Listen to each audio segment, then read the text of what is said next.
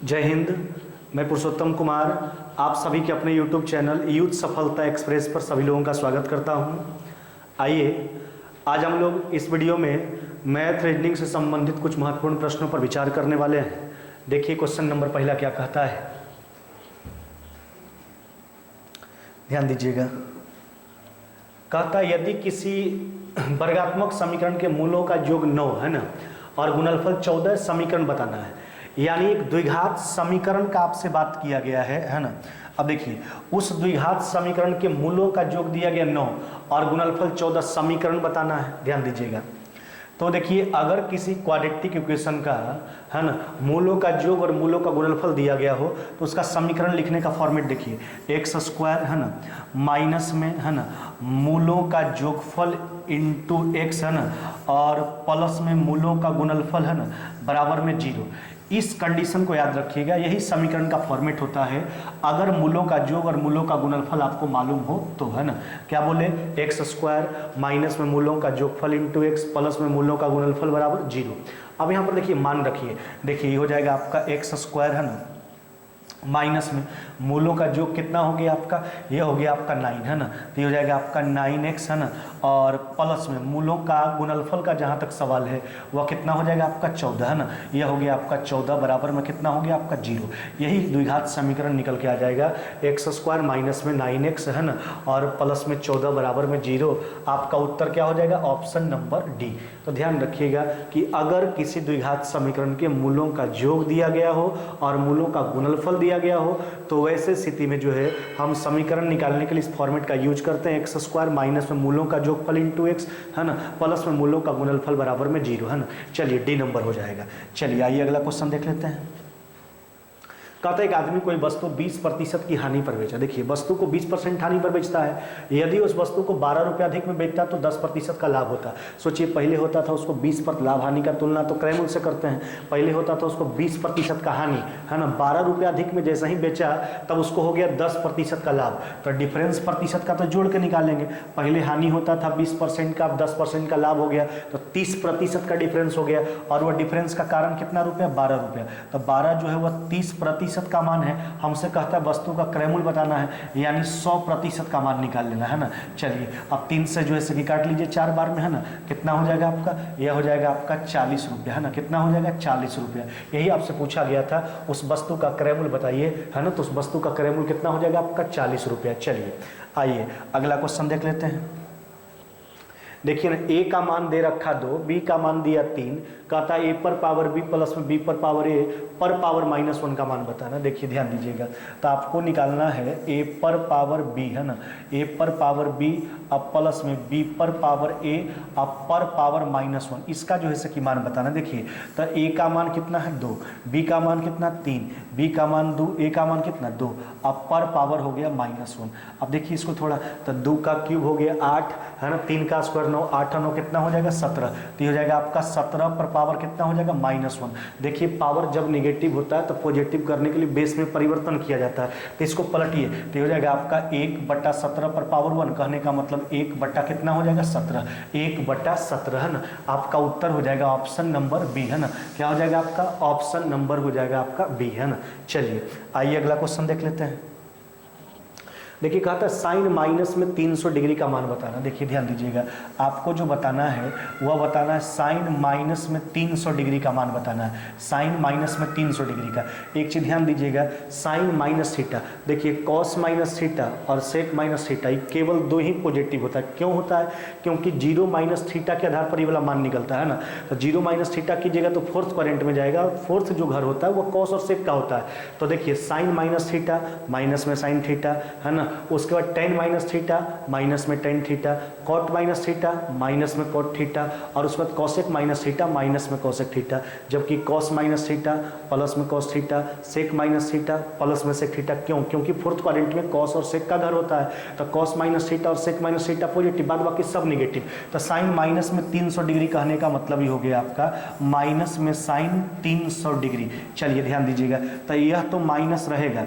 अब देखिए अब इस मान पर आप विचार करके करके देखिए। अब साइन 300 डिग्री का मान हम कैसे निकालेंगे? तो देखिए, जब भी किसी कोण का मान निकालना होता है तो क्या करते हैं, 180 या 360 से तुलना किया जाता है। जितना कम या अधिक होता है उसको लिखते हैं, पोजीशन के आधार पर प्लस माइनस चिन्ह लगा देते हैं। अच्छा, ये 360 से कितना कम है? तो 360 से जो कम है ये वाला मान, तो 60 डिग्री कम है ना, तो हो जाएगा आपका साइन 60 डिग्री के बराबर। लेकिन पोजीशन के आधार पर प्लस माइनस चिन्ह लगाएंगे।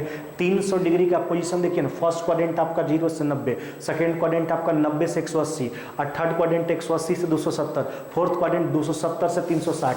तो 270 से 360 फोर्थ क्वाड्रेंट में जाएगा, यानी 300 डिग्री फोर्थ क्वाड्रेंट में, और फोर्थ में साइन निगेटिव, तो माइनस में साइन 60 डिग्री। देखिए माइनस माइनस काट लीजिए, साइन 60 केवल बच गया, और साइन 60 का मान कितना हो जाएगा आपका, √3 बाई कितना हो जाएगा 2। साइन 60 का मान कितना हो जाएगा, √3 बाई 2, है ना।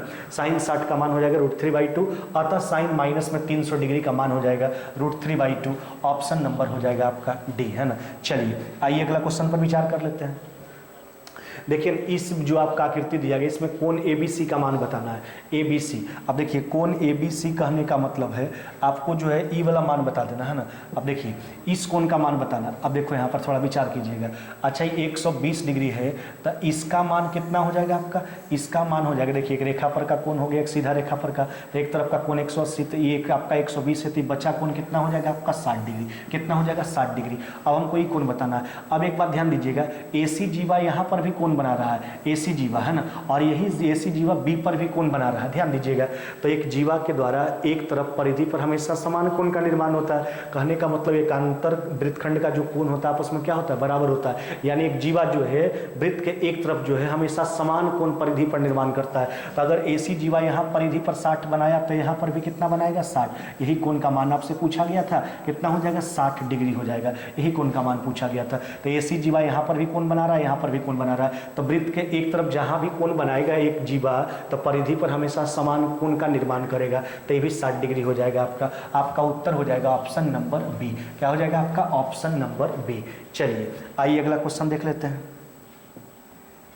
देखिए क्या कहता है ना, कहता है कि 4000 रुपया के मूलधन पर जो है 5% प्रति वर्ष की दर से, ध्यान दीजिएगा, 5% प्रति वर्ष की दर से 2 वर्षों के लिए चक्रवृद्धि ब्याज और साधारण ब्याज का अंतर। देखिए हम आपको कई बार बता चुके हैं कि 2 साल के CISI के बीच का जो डिफरेंस होता है वह 1 साल के ब्याज के बराबर होता है ना। तो 1 साल का ब्याज पहले निकाल लीजिए। देखिए तो 1 साल का ब्याज निकाल लेंगे, तो 1 साल का ब्याज हो जाएगा 4000 का 5%, इस ब्याज का ब्याज निकालेंगे, है ना। तो फिर 5% इसका निकाल लीजिए। चलिए इसको हल कर लीजिए। अब देखिए ना, तो 25 से काट लीजिए, कितना बार में, 4 बार में। अब 400 से कटेगा ये 4000, यानी 10 बार में कट जाएगा, है ना, तो हो जाएगा 10। यही आपका उत्तर हो जाएगा। हमसे डिफरेंस पूछा गया था, तो 4000 रुपये के 5% प्रति वर्ष की दर से जो है ना, 2 वर्षों के CISI के बीच का जो अंतर हो जाएगा वो हो जाएगा आपका 10 रुपये, है ना, 10 रुपये। आपका उत्तर हो जाएगा ऑप्शन नंबर बी, है ना, ऑप्शन नंबर हो जाएगा आपका बी। चलिए आइए अगला क्वेश्चन देख लेते हैं। कहता है कार जो 6 किलोमीटर की 4 दूरियां जो है ना, क्रमशः 25 किलोमीटर प्रति घंटा, 50 किलोमीटर प्रति घंटा, 75 किलोमीटर प्रति घंटा और 150 किलोमीटर प्रति घंटा की चाल से तय करती है। इस दूरी पर उसका औसत चाल बताना है। अच्छा देखिए ना, जहाँ तक औसत चाल का सवाल है, अच्छा औसत चाल होता क्या, औसत चाल होता है कुल दूरी बटा कुल समय। तो टोटल डिस्टेंस निकाल के टोटल समय से भाग लगा देंगे, है ना, एवरेज स्पीड आ जाएगा, औसत चाल आ जाएगा। तो 6 किलोमीटर का 4 क्रमिक दूरी, देखिए तो टोटल दूरी हो गया 6 गुना 4। अब समय से भाग लगाएंगे, लेकिन यहाँ पर हर 6 किलोमीटर को चलने का स्पीड अलग अलग है, तो हर 6 किलोमीटर का समय अलग आएगा। तो सबका समय निकालिए। पहला 6 किलोमीटर को चलता है 25 के स्पीड से, नहीं, अगला 6 किलोमीटर को चला कैसे, 50 के स्पीड से, फिर अगला 6 किलोमीटर को चलता है 75 के स्पीड से, है ना, और फिर अगला 6 किलोमीटर को चला 150 के स्पीड से। चलिए ध्यान दीजिएगा। अब यहाँ से 6 से जो है कॉमन करके काट के हटा लीजिए। अब देखिए तो यहाँ से देखिए ना, यह हो गया आपका 4, ऊपर पलट लीजिए इसको, इसका लॉस कितना हो जाएगा 150, नहीं, अब 150 नीचे हल कर लीजिए। तो 25 से 6 बार में तो 6, 50 से 3 6 3 9 और 2 11, कितना हो जाएगा आपका 12, बटा में कितना हो गया 12, 4 से 3 बार में, 3 से काट लीजिए 50 बार में। आपका उत्तर कितना हो जाएगा 50 किलोमीटर प्रति घंटा। आपसे औसत चाल पूछा गया था, औसत चाल कितना हो जाएगा 50 किलोमीटर प्रति घंटा। तो हमने क्या बोला, है ना, औसत चाल बराबर कुल दूरी बटा कुल समय। तो टोटल दूरी निकाल के टोटल समय से भाग लगा दिया गया। आपका उत्तर हो गया 50 किलोमीटर प्रति घंटा। ऑप्शन नंबर हो जाएगा आपका बी। चलिए आइए अगला क्वेश्चन देख लेते हैं। कहता है मेज का लगभग मूल्य 3200 रुपये, एक व्यापारी उससे बेचकर 25% का लाभ कमाना चाहता है और बिक्री के समय वो अंकित मूल्य पर 20% छूट का घोषणा करता है। अंकित मूल्य पूछा, देखिए ना अपने ऊपर लिख देखिए, मान लिया गया 32 रुपया का मेज हमें खरीदे है ना, हम ही दुकानदार हैं, हम ही व्यापारी हैं। अब देखिए इसमें हमको जो है 25% का लाभ चाहिए और ग्राहक को जो है 20% का डिस्काउंट भी दिखाना चाहते हैं, तो इसके लिए हम कितना लेवल लगा के रखेंगे उस मेज का, यानी मार्केट प्राइस बताना है। देखिए सबसे पहली बात हमको लाभ कमाना है तो कीमत बढ़ाना पड़ेगा, 125 बटा कितना 100। अब उसके बाद जहाँ तक डिस्काउंट देने का सवाल है तो कोई भी दुकानदार जो है छूट अपना घर से देता नहीं है, तो दुकानदार छूट देने के लिए कीमत को क्या करता है, बढ़ाएगा, फिर बढ़ाएगा। अच्छा तो 20% डिस्काउंट का फ्रैक्शन 80 बटा 100, लेकिन कीमत बढ़ाना है ना, तो हो जाएगा आपका 100 बटा कितना हो जाएगा आपका 80, कितना हो जाएगा आपका 100 बटा 80। देखिए 100 से 100 काट लीजिए, देखिए 80 से काट लीजिए है ना, कट जाएगा आपका 40 बार में, तो ये हो जाएगा आपका कितना 5000 रुपया, कितना हो जाएगा आपका 5000 रुपया। यही आपसे पूछा गया था है ना कि उसके लिए उसका मार्केट प्राइस क्या होना चाहिए, तो उसके लिए उसका मार्केट प्राइस हो जाएगा 5000 रुपया, ऑप्शन नंबर ए। चलिए आइए अगला क्वेश्चन देख लीजिए। कहता है कपड़े का क्रय मूल्य 35 रुपया है, यदि उस कपड़े की लंबाई 4 मीटर अधिक होती और प्रत्येक मीटर का मूल्य 1 रुपया कम होता तो कुल क्रय मूल्य अपरिवर्तित होता। कपड़े का लंबाई देखिए पहले की अपेक्षा प्रत्येक मीटर का मूल्य 1 रुपया कम, हमसे कपड़ा का लंबाई पूछ। देखिए कपड़ा का क्रय मूल्य जो है वो पूरा कितना है 35 रुपया, कपड़ा का लंबाई बताना है, कपड़ा का लंबाई मान लेते हैं एल मीटर। अच्छा सोचिए एल मीटर पूरा क्रय मूल्य 35 रुपया है, पूरा कपड़ा का लंबाई हम एल मान लिए, तो पूरे लागत में जो है पूरे क्रय मूल्य में कपड़ा की लंबाई से भाग दिए तो 1 मीटर का क्या लागत लगा, निकल के आ गया 35 बटा। अब क्या कहता है अगर यदि कपड़े की लंबाई 4 मीटर अधिक होती तो प्रत्येक मीटर का 1 रुपया कम होता कीमत है ना, तो तब और उस स्थिति में क्रय मूल्य अपरिवर्तित। देखिए कहने का मतलब क्रय मूल्य 35 पहले भी है और परिवर्तन के बाद भी क्रय मूल्य 35, और अगर कपड़ा का लंबाई 4 मीटर अधिक होता है तो पहले जो 1 मीटर कपड़ा का लागत था उससे जो है अब 1 मीटर कपड़ा का लागत 1 रुपया कम जाता, यानी 1 मीटर के लागत में डिफरेंस है 1 रुपया का। पहले स्थिति में 1 मीटर का लागत क्या था और अभी की स्थिति में 1 मीटर का लागत क्या है, दोनों के बीच में अकॉर्डिंग टू क्वेश्चन कहता है 1 रुपया का डिफरेंस है। क्रय मूल्य अपरिवर्तित है, आपको बोल चुका है। तो देखिए क्रय मूल्य 35 दोनों केस में है, लेकिन पहले वाली लंबाई को हमने वास्तविक लंबाई एल मीटर मान लिया। अब कहता अगर लंबाई 4 मीटर बढ़ जाए है ना तो उसका कीमत जो है प्रति मीटर 1 रुपया कम जाएगा। अब यहाँ कुछ नहीं करना है, ऑप्शन देखना है कौन सा ऑप्शन इसको सेटिस्फाइड करता है। अब देखिए पहला ऑप्शन आपका 10 है, 10 रख के देखिए यहाँ पे, तो 10 रखिएगा तो 3.5 और 14, 7 × 5 = 35 और 7 दूना 14, 5 बटा 2 2.5, तो 3.5 में 2.5 घटाएंगे तो 1 आ जा रहा है। आपका उत्तर कितना हो जाएगा 10 मीटर, कितना हो जाएगा आपका 10 मीटर। यही आपसे पूछा गया था है ना कि कपड़ा का लंबाई कितना है, कपड़ा का लंबाई हो जाएगा आपका 10 मीटर। ऑप्शन नंबर क्या हो जाएगा आपका ए है ना, ऑप्शन नंबर हो जाएगा आपका ए। चलिए आइए अगला क्वेश्चन देख लेते हैं।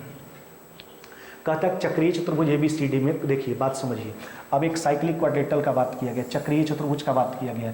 देखिए हम आपको बताएं चक्रीय चतुर्भुज का मतलब वैसा चतुर्भुज जिसका चारों शीर्ष जो है वह वृत्त के परिधि पर स्थित हो, चक्रीय चतुर्भुज कहलाता है। चक्रीय चतुर्भुज के सम्मुख कोणों का योग कितना होता है 180 डिग्री है ना।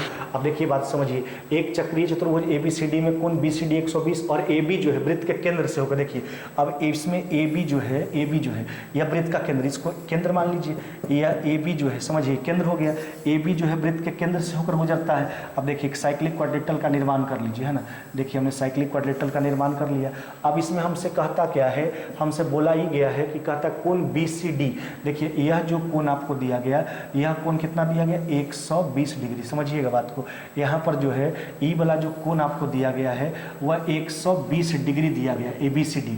अब हमसे ABD का मान बताना, देखिए हमसे जो बताना है ABD इस कोण का मान हमको बताना है। अच्छा देखो अगर कोण C 120 है, अभी हमने बोला साइक्लिक क्वाड्रेटल के समूह कोणों का योग कितना 180 है ना, तो अगर वो 120 है तो इस कोण का मान कितना हो जाएगा, इस कोण का मान हो जाएगा आपका कितना 60 डिग्री। अब देखिए AB जो है यह वृत्त के केंद्र से होकर गुजर रहा है, यह वृत्त का केंद्र है, तो अगर वृत्त के केंद्र से होकर गुजर रहा है इसका मतलब AB जो है इस वृत्त का व्यास है, तो यानी व्यास के द्वारा जो हम क्या जानते हैं अर्धवृत्त का कोण क्या होता है समकोण होता है। कहने का मतलब व्यास जो है परिधि पर हमेशा 90 डिग्री का कोण बनाता है। सोचिए लीजिए तो इसका मतलब इस कोण का मान कितना डिग्री हो जाएगा आपका 90 डिग्री, क्योंकि व्यास का कोण है। अब देखिए ना इस त्रिभुज में आएंगे ABD में तो एक कोण 90 एक कोण 60, दोनों का योगफल कितना हो गया 150। अब इसी कोण का 150 180 में 150 घटा लीजिए, इस कोण का मान कितना हो जाएगा 30 डिग्री। यही आपसे पूछा गया था कि कोण ABD का मान बताइए, कोण ABD का मान हो जाएगा कितना 30 डिग्री। चलिए आपका उत्तर हो जाएगा ऑप्शन नंबर सी, है ना,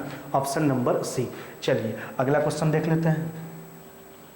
कहता सीता की बाल्टी की धारिता रामू की बाल्टी से 3 गुना। देखिए बात समझिए, सीता और रामू, कहता सीता की बाल्टी की धारिता रामू से क्या है 3 गुना, रामू से 3 गुना, यह दोनों के बाल्टी का एफिशिएंसी का रेशियो हो गया। अब कहता सीता एक खाली ड्रम को भरने के लिए 60 बार बाल्टी पलटती है। यदि सीता और रामू दोनों मिलकर ड्रम भरने लगते हैं तो दोनों को कुल कितनी बार बाल्टी भरकर, देखिए बात समझिए। अच्छा देने दोनों के बाल्टी का एफिशिएंसी हो गया। अच्छा सीता को कितना बार बाल्टी पलटना पड़ता है भरने के लिए ड्रम को 60 बार। अच्छा सीता की एफिशिएंसी कितना है 3, है ना, तो ये देखिए बाल्टी का पूरा कैपेसिटी हो गया, दोनों मिलकर कितना बार बाल्टी भरे पलटेगा ड्रम में ताकि ड्रम भर जाएगा, तब दोनों के कैपेसिटी भाग लगा दीजिए, 3 कितना हो गया आपका 4। चलिए 15 बार में काट लीजिए, 15 3 कितना हो जाएगा आपका 45 बार, यानी दोनों मिलकर जो है 45 बार भरकर डलाएंगे, दोनों की बाल्टी को जो है भरकर 45 बार डाला जाएगा, है ना, तब जाके ड्रम क्या हो जाएगा भर जाएगा। सीता के बाल्टी की धारिता रामू की बाल्टी की धारिता से 3 गुना। देखिए तो रामू से 3 गुना, दोनों का एफिशिएंसी हो गया। सीता को एक खाली ड्रम को भरने के लिए 60 बार बाल्टी पलटना पड़ता है ना, तो 60 बार 3 क्षमता वाला को तो पूरा कैपेसिटी निकाल लिए। अब दोनों मिलकर तो 4 क्षमता को कितना बार डालना पड़ेगा, यानी 45 बार आपका उत्तर हो जाएगा, ऑप्शन नंबर हो जाएगा आपका ए, है ना।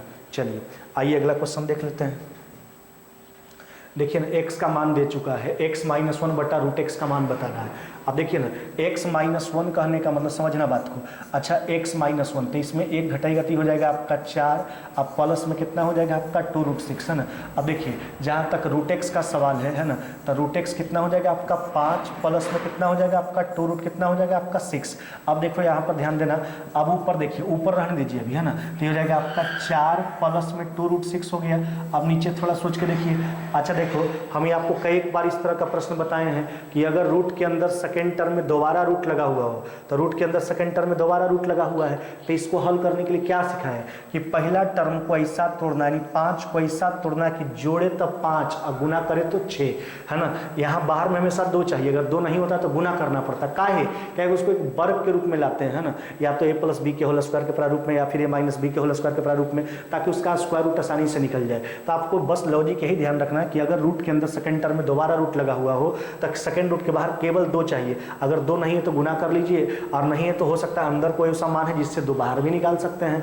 अब देखिए ज़्यादा रहेगा तो अंदर भेजना पड़ेगा, तो 5 को फिर ऐसा, तभी तो 2 है, तो 5 को ऐसा तोड़ना कि जोड़े तो 5 और गुना करे तो 6, तो 3 और 2 में टूटेगा, तो 3 और 2 में इसको तोड़ लीजिए, है ना। अब इसके बाद टोपी पहना देना है इसको, है ना, और जो चिन्ह रहेगा उस चिन्ह का प्रयोग कर लेना, अगर प्लस है तो प्लस लगा लीजिए, माइनस है तो माइनस लगा लीजिए। चलिए अब ऊपर से हम कॉमन कर लेते हैं, क्या कॉमन हो जाएगा आपका 2√2, है ना, तो यह हो जाएगा आपका √2, है ना, और प्लस में कितना हो गया आपका √3। नीचे आ जाइए, नीचे हो गया आपका √3 प्लस में कितना हो गया आपका √2, है ना। अब देखिए ये तो आपका कट जाएगा, तो आपका उत्तर कितना आ जाएगा, यह उत्तर हो जाएगा आपका 2√2, कितना हो जाएगा 2√2, यही आपका उत्तर हो जाएगा 2√2, ऑप्शन नंबर हो जाएगा आपका सी, है ना। आपका उत्तर कितना हो जाएगा 2√2। तो कुछ नहीं करना है, बस जैसे से बोला गया वैसे से हमने हल कर लिया, आपका उत्तर हो गया ऑप्शन नंबर सी। चलिए आइए अगला क्वेश्चन देख लेते हैं। कहता वो अधिकतम संख्या कौन सी है जो 110 तथा 128 को विभाजित करने पर एक समान शेषफल 2 देता है। देखिए ध्यान दीजिएगा, अगर बड़ी से बड़ी संख्या में समान शेष बचने का बात किया जाए तो वैसे स्थिति में करते हम क्या है ना, कि जो संख्या का जो शेष है ना, उसको उसमें घटा कर उसके CF निकाल। जैसे देखिए 110, है ना, अब देखिए बात समझिएगा, यहाँ पर कहता है वो अधिकतम संख्या कौन सी है जिससे जो 110 और 128 है ना को विभाजित करने पर एक समान शेषफल 2 देती है। तो कहना है वो ऐसी बड़ी से बड़ी संख्या बताना है जिससे 110 128 में भाग दें तो प्रत्येक स्थिति में 2 शेष बचे। तो हम क्या बोले कि अगर बड़ी से बड़ी संख्या के केस में शेष बचने का बात किया जाए तो जिस संख्या का जो शेष है उसको घटा कर उसका CF निकाल लीजिए। देखिए यह हो जाएगा आपका 108, है ना, और ये कितना हो जाएगा आपका 126। अब इसका क्या करेंगे, HCF निकाल लेंगे। HCF का मतलब दोनों में सबसे बड़ा कॉमन टर्म, है ना, कितना हो जाएगा आपका 18, है ना, 18, यही आपका उत्तर हो जाएगा, यानी 18 सबसे सबसे बड़ी संख्या होगा, जिससे आप 110 में भाग लगाओगे तो भी रिमाइंडर 2 आएगा, 128 में भाग लगाओगे तो भी रिमाइंडर 2 आएगा। देखिए, तो अगर समान शेष है तो समान संख्या घटाइए, है ना। अगर सब दोनों बड़ी से बड़ी वाला में बस वही काम करते हैं, शेष बचे तो जिस संख्या का जो शेष है घटा के CF, अगर कहता है इसमें 2 बचता है इसमें 3 बचता है तो कोई दिक्कत नहीं, इसमें 2 घटाते इसमें 3 घटा, जो संख्या प्राप्त होता उसका CF निकाल लेते। आपका उत्तर हो जाएगा 18, ऑप्शन नंबर बी। चलिए आइए अगला क्वेश्चन देख लेते हैं। कहता है चतुर्भुज ABCD में कोण D और कोण C दिया गया। देखिए बात समझिए, यहाँ पर जो हमसे बात किया गया है इस तरह का बात किया गया है। अब यहाँ पर समझिएगा, अब हम देखिए ना, यह हो गया आपका A, है ना, B C और ये क्या हो गया आपका D। अब देखिए इसमें हमसे कहता क्या है, कोण D का मान कितना हो गया आपका 60 डिग्री, है ना, और कोण C का जो मान हो गया आपका कितना हो गया आपका 100 डिग्री। अब इसमें कहता क्या है, कोण A और B का द्विभाजक, देखिए A का और B का दोनों का द्विभाजक जो है किस बिंदु पर मिलता है, P बिंदु पर। हमसे APB का जो है कि मान पूछा गया, ध्यान दीजिएगा, हमसे मान किसका पूछा गया, APB का। अब ध्यान देना, किसी भी चतुर्भुज के अगर दो कोणों के समद्विभाजक के द्वारा बनाए गए कोण का मान पूछे तो उस कोण का जो मान होता है वह अन्य दो कोणों के अंतर का आधा होता है। क्या बोले कि अगर किसी भी चतुर्भुज के दो कोण के समद्विभाजक के द्वारा बनाया गया कोण का मान पूछे तो उस कोण का मान अन्य दो कोण, देखिए A और B का समद्विभाजक के द्वारा बनाया गया कोण का मान पूछा गया तो अन्य दो कोण जो बचा C और D उसके योग का आधा, तो 100 प्लस में 60 कितना हो जाएगा आपका 160 बट्टा कितना 2, 160 बट्टा 2 कहने का मतलब कितना हो जाएगा आपका 80 डिग्री। कितना हो जाएगा 80 डिग्री, है ना, 80 डिग्री। आपका उत्तर क्या हो जाएगा, ऑप्शन नंबर ए, है ना। तो बस ये लॉजिक याद रखिएगा कि किसी भी चतुर्भुज के दो कोणों के समद्विभाजकों के द्वारा बनाए गए, है ना, कोण का जो मान होता है वो अन्य दो कोणों के योग के क्या होता है, बराबर होता है, अन्य दो कोणों के योग के क्या होता है, आधा होता है ना। आपका उत्तर हो जाएगा 80 डिग्री। चलिए आइए अगला क्वेश्चन पर विचार कर लेते हैं। देखिए अब कुछ रीजनिंग का प्रश्न आपके पास दिया गया है। अब उन सारे प्रश्नों को देखिए, रीजनिंग वाले को कहता है एक पासे की दो स्थितियां दी गई है, जब संख्या 2 सबसे नीचे होगी तो सबसे ऊपर कौन सी संख्या होगी। अच्छा देखिए ना, तो जहां तक अब देखिए डाइस का सब, डाइस तो आपका यहाँ पर निकटवर्ती फलकों का योग जो है आपका क्या हो जा रहा है, 7 हो रहा है, तो डाइस तो जनरल है। अब देखिए तो दोनों में कॉमन ढूंढ लीजिए ना, कॉमन क्या है आपका 3, है ना। अब देखिए तो कॉमन है तो क्लॉक वाइज मूव कर जाइए, है ना। तो ये नियम तो आपका जनरल डाइस पर भी लागू होता है, स्टैंडर्ड डाइस पर भी लागू होता है। तो दोनों में कॉमन 3 है, तो 3 से क्लॉक वाइज मूव करेंगे तो 3 5 कितना हो गया आपका 2। अब इससे मूव कर जाइए, यह हो गया आपका 3, यहाँ कितना हो गया आपका 1, यहाँ कितना हो गया आपका 6। अब जो बचा है इसके सामने हो जाएगा, यह हो गया आपका 4। अब देखिए हमसे पूछा किसके अपोजिट गया, 2 के अपोजिट। 2 सबसे नीचे तो सबसे ऊपर कौन, तो कहता हूँ तो सबसे ऊपर कौन सी, तो 2 के अपोजिट पूछा, तो 2 के अपोजिट आपका उत्तर कितना हो जाएगा 6। तो क्या करते हैं, क्लॉक वाइज मूव कर जाते हैं, जो कॉमन होता है उसके माध्यम से, है ना। अब आमने सामने वाला एक दूसरे के अपोजिट हो जाएगा, तो 2 के अपोजिट हो जाएगा आपका 6। आपका उत्तर हो जाएगा ऑप्शन नंबर डी। चलिए आइए अगला क्वेश्चन देख लेते हैं। देखिए कहता है किसी सांकेतिक भाषा में पिक डा पा का अर्थ है वेयर आर यू, डा ना जा का अर्थ है यू में कम, ना का सा का अर्थ है ही में गो। तो कहता है उस भाषा में कम के लिए कौन सा शब्द आएगा। अब देखिए जहाँ तक कम का सवाल है, अब देखिए कम का यूज एक्चुअली कहाँ हुआ है इसको समझो।